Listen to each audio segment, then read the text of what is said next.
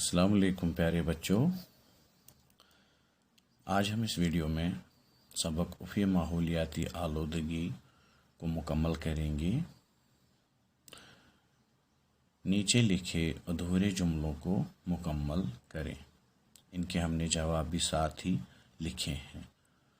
Number 1، آپ کے دائیں بائیں موٹر گاڑیاں دھواں اگلتی دوڑ رہی ہیں۔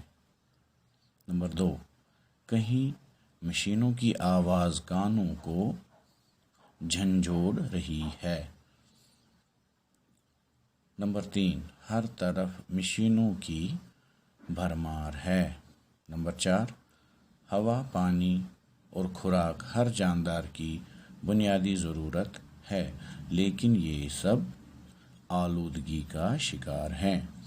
نمبر 5، کیمیاوی کھاد کے ساتھ ساتھ کیڑا مار دواؤں کا چھڑکاؤ بھی کیا جاتا ہے۔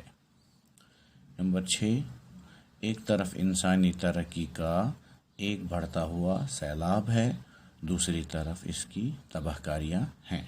نمبر 7، کارخانوں سے نکلنے والے غلیظ مادوں کو کیمیاوی طریقے سے ٹھکانے لگایا جاتا ہے۔ اس کے بعد کچھ جملے ہیں جن کا ہمیں جواب دینا ہے، تو وہ اس طرح سے ہیں۔ نمبر 1، دریائے جہلم کا پانی روز بروز گندا ہوتا جا رہا ہے۔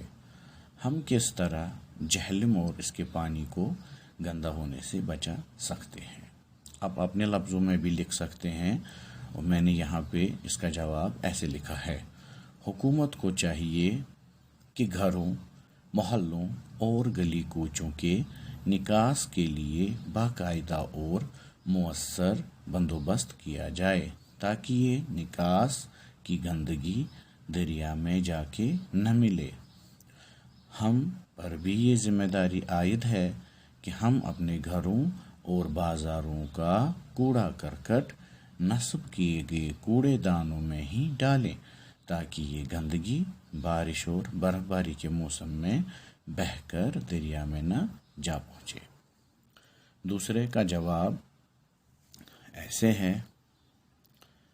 ہم جہاں رہتے ہیں وہاں پانی کا ایک واحد وسیلہ ہے، جو کہ ایک چشمہ ہے جس کا نام کنہ ناگ ہے۔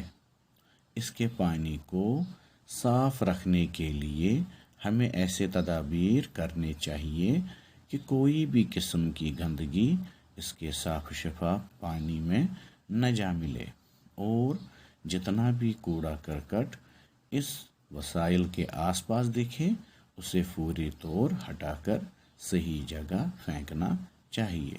تو بچوں، ہمارا یہ سبق افی ماحولیاتی آلودگی مکمل ہو گیا۔ شکریہ۔